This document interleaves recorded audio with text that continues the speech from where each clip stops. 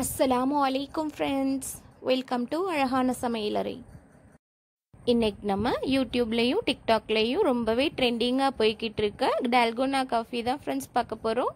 அதையே 2 டிஃப்ரெண்ட் டைப்ஸில் எப்படி செய்யலான்னு பார்க்கலாம் ஃப்ரெண்ட்ஸ். அதுக்கு powder sugar, coffee powder, hot water இது 3ஐயும் எடுத்து வச்சுருக்கேன் friends. Powder sugar 3 table spoon, coffee powder 3 table spoon, hot water 3 table spoon. மூணுமே ஒரே ரேஷியோவில் தான் ஃப்ரெண்ட்ஸ் கலக்கணும். இதுதான் கரெக்டான ப்ரொசீஜர். ஆனால் எனக்கு கொஞ்சம் சுகர் தூக்கலாக வேணுங்கிறதுனால நான் 1 டேபிள் ஸ்பூன் சுகர் எக்ஸ்ட்ரா சேர்த்துக்கிறேன் ஃப்ரெண்ட்ஸ். உங்களுக்கு காஃபி ஃப்ளேவர் ரொம்ப பிடிக்கும்டா ஒரே ரேஷியோவிலே எல்லாத்தையும் சேர்த்துக்கங்க ஃப்ரெண்ட்ஸ்.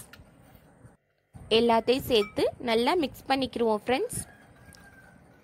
ஹாட் வாட்டர் எதுக்கு சேர்க்குறோம்னா சுகர் நல்லா மெல்ட் ஆகி நல்லா கரைஞ்சாதான் ஃப்ரெண்ட்ஸ் க்ரீமி டெக்ஸ்சர் கிடைக்கும். அதுக்காக தான் ஹாட் வாட்டர் சேர்க்குறோம். ஸ்பூனை வச்சு நல்லா மிக்ஸ் பண்ணதுக்கப்புறம் எலக்ட்ரிக் பீட்டர் வச்சு நல்லா பீட் பண்ணிக்கிடுவோம். விஸ்கு வச்சு பீட் பண்ணலாம், ஆனால் அது ரொம்ப நேரம் எடுக்கும், கையெலாம் ரொம்ப வலிக்க ஆரம்பிச்சிடும் ஃப்ரெண்ட்ஸ். நீங்கள் எலக்ட்ரிக் பீட்டர் வச்சுருந்தீங்கன்னா அதை வச்சே யூஸ் பண்ணிக்கோங்க. இல்லாத பட்சத்துக்கு விஸ்கு வச்சு நல்லா பீட் பண்ணிக்கோங்க ஃப்ரெண்ட்ஸ். விஸ்கு வச்சு பீட் பண்ணுறதா இருந்தால் ஒரு 10 நிமிஷமாவது குறைஞ்சது பீட் பண்ணணும் ஃப்ரெண்ட்ஸ். அதுக்கு ஒரு நல்ல ஐடியா சொல்கிறேன்.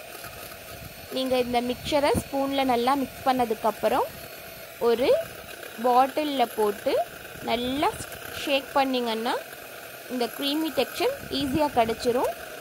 கைகள் விஸ்கு வச்சு அடிக்கிற அளவுக்கு ரொம்ப வலிக்காது.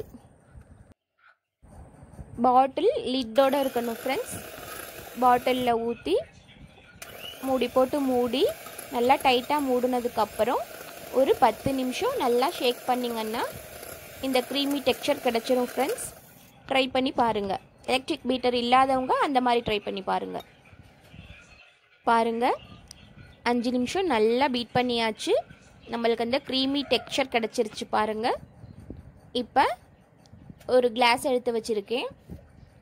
அதில் 3/4 கிளாஸ் பால் சேர்த்துக்குருவோம். பாலில் நான் சுகர் ஆட் பண்ணியிருக்கேன் ஃப்ரெண்ட்ஸ். ஆனால் ஒரிஜினல் ரெசிப்பியில் சுகர் ஆட் பண்ணக்கூடாது. இப்போ பாலுக்கு மேலே நம்ம பீட் பண்ணி வச்சுருக்க க்ரீமை சேர்த்துக்குருவோம் ஃப்ரெண்ட்ஸ். இந்த க்ரீமை யூஸ் பண்ணி கேக்குக்கு ஃப்ரோஸ்டிங் கூட பண்ணலாம் ஃப்ரெண்ட்ஸ். நம்மளுக்கு குறைந்த செலவில் சாக்லேட் கேக்லாம் பண்ணிங்கன்னா மேலே டெக்கரேட்டிங்க்கு இந்த க்ரீம் யூஸ் பண்ணிக்கலாம் ஃப்ரெண்ட்ஸ். ட்ரை பண்ணி பாருங்கள். பார்க்கவே ரொம்ப சூப்பராக இருக்குல்ல, அதனால தான் இது ரொம்ப ட்ரெண்டிங் ஆயிடுச்சு போல். இதை நல்லா மிக்ஸ் பண்ணிவிட்டு ஸ்ட்ரா போட்டு டேஸ்ட் பண்ணி பாருங்கள் ஃப்ரெண்ட்ஸ். டேஸ்ட்டு சூப்பராக இருக்கும். இப்போ இன்னொரு மெத்தட் பார்க்கலாம். ஒரு கிளாஸ் எடுத்து அதில் 1 டேபிள் ஸ்பூன் கொக்கோ பவுடர் சேர்த்துருக்கேன். 3/4 கிளாஸ் அளவு பால் சேர்த்துருக்கேன். கொக்கோ பவுடரை நல்லா பாலில் மிக்ஸ் ஆகுற மாதிரி நல்லா மிக்ஸ் பண்ணிக்கிடுவோம் ஃப்ரெண்ட்ஸ். இப்போ நல்லா மிக்ஸ் பண்ணிட்டோம்.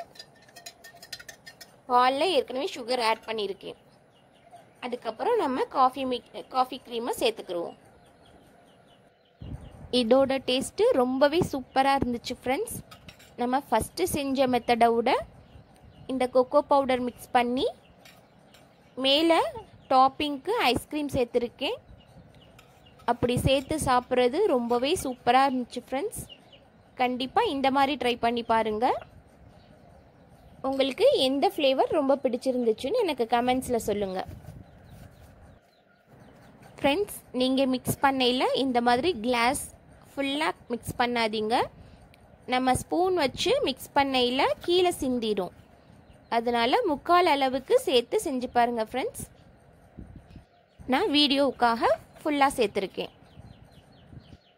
ஓகே ஃப்ரெண்ட்ஸ், ரொம்பவே ட்ரெண்டிங் ஆகிக்கிட்டு இருக்க டால்கோனா காஃபியை நம்மளும் வீட்டில் ரொம்பவே சூப்பராக ரெடி பண்ணியாச்சு.